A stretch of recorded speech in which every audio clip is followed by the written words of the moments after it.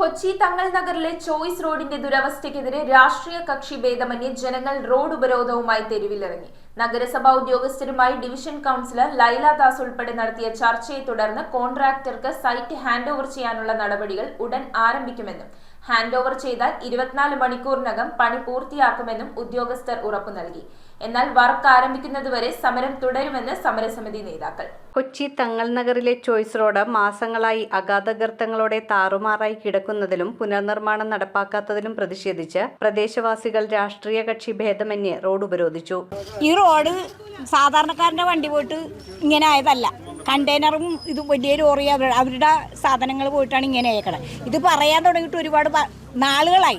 ഞങ്ങൾ ഇതിനായിട്ട് കാത്തിരിക്കണത് ഒരുപാട് കാലങ്ങളായി. പക്ഷേ ഇതുവരെ ഇതിനൊരു പരിഹാരം ഉണ്ടായി. ഇതിന് പരിഹാരം ഉണ്ടായിട്ടേ ഇനി ഇവിടുന്ന് ഞങ്ങൾ അങ്ങോട്ടും ഇങ്ങോട്ടും വണ്ടി വിടുകയുള്ളൂ.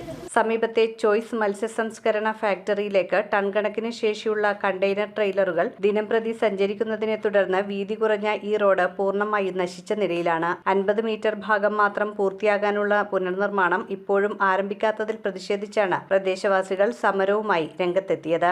ഈ റോഡിന്റെ അവസ്ഥ എന്ന് പറഞ്ഞാൽ 3.7 മീറ്ററാണ്. സർക്കാരിന്റെ നിയമപ്രകാരം 8 ടണ്ണേജ് കൂടുതലുള്ള വണ്ടികൾ ഈ റോഡിലൂടെ പോകാൻ പാടില്ല. ഈ ചോയ്സ് കമ്പനീൻ്റെ 45 ടണ്ണുള്ള, അതായത് 45,000 കിലോ ഭാരം വഹിച്ചാണ് ഈ റോഡിൽ കൂടെ ഈ കണ്ടെയ്നർ തേരാപ്പാറ പോണത്. ഇവിടെ പോണ കുടിവെള്ളത്തിൻ്റെ പൈപ്പുകൾ, ഈ 100 വണ്ണുള്ള പൈപ്പുകളാണ് ഈ റോഡിൻ്റെ അടിയിൽ കൂടെ പോണത്. ഇതെന്നും പൊട്ടലാണ്. മലിനജലം കുടിച്ച് ഇവിടുത്തെ ജനങ്ങൾക്ക് പൊറുതി കൂട്ടി. അത്രയും ബുദ്ധിമുട്ടാണ് ഇവിടെയുള്ള ജനങ്ങൾ അനുഭവിച്ചുകൊണ്ടിരിക്കുന്നത്.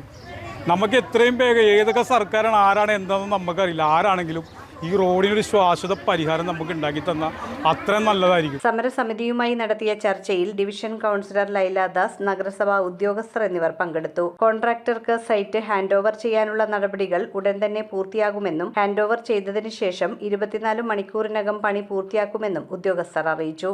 അപ്പോൾ ഇവർ 400 മീറ്ററാണ് അളവ് ഞാൻ എടുത്തത്. ആ അറ്റത്ത് നിന്ന് ഏറ്റം വരെ 400 മീറ്റർ അന്നത്തെ ഓവർസിയർ വന്നു എടുത്തു കഴിഞ്ഞ് ഇവർ എഗ്രിമെൻ്റൊക്കെ വെച്ച് 2 വർഷം കഴിഞ്ഞപ്പോൾ അവർക്ക് GST ഒക്കെ കൂടി വിലയും വർധന വന്നപ്പോൾ അവരുടെ നീട്ടം കുറച്ച്. അത് മിക്ക സ്ഥലത്തും റോഡുകൾക്ക് അങ്ങനെ നടക്കണേ.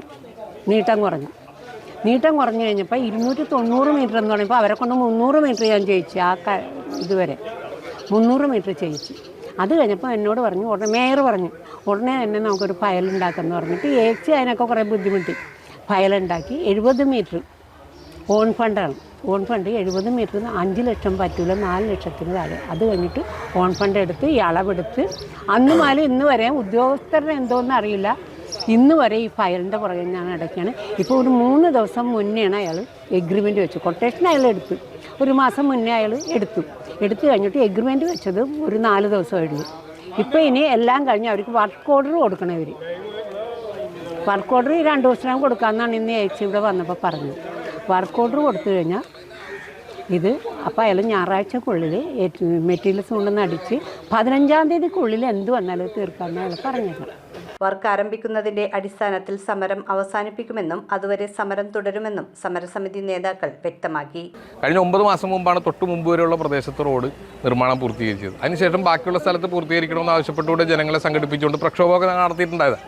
ഇപ്പോഴും ഉദ്യോഗസ്ഥ തലത്തിൽ കൊച്ചി നഗരസഭ കൗൺസിൽ പാസ്സാക്കി ഈ റോഡ് പണിയാനുള്ള നീക്കങ്ങൾ നടത്തിയെങ്കിലും ഉദ്യോഗസ്ഥ തലത്തിൽ വരുന്ന കടുത്ത അനാസ്ഥ അവർ ഓരോ വർക്കിൽ നടത്തിക്കൊണ്ടിരിക്കുകയാണ്. അതിൻ്റെ ഭാഗമായിട്ടാണ് ഇപ്പോൾ ജനങ്ങൾ ഒന്നടങ്കം ഇറങ്ങി ഈ റോഡ് വഴി കൂടെ വലിയ വാഹനങ്ങൾ, പ്രത്യേകിച്ച് ഇവിടുത്തെ ആ സമുദ്ര ഉൽപ്പന്ന കയറ്റുമതി കമ്പനിയുടെ വാഹനങ്ങൾ തടയും എന്ന് ജനങ്ങൾ, അവർക്ക് നിൽക്കക്കള്ളിയില്ലാത്തതുകൊണ്ടാണ്, അവർക്കൊരു നിവൃത്തിയില്ലാത്തതുകൊണ്ടാണ് അത് തടയാനൊരു തീരുമാനിച്ചിരിക്കുകയാണ്. തീർച്ചയായിട്ടും ജനങ്ങളുടെ ആ സമരത്തിനൊപ്പം തന്നെയാണ് ഞങ്ങൾ. News bureau, Kochi. ആരും വീണുപോകും. The Salt Restaurant, Thoppumpady, Kakkanad and Panampilly Nagar.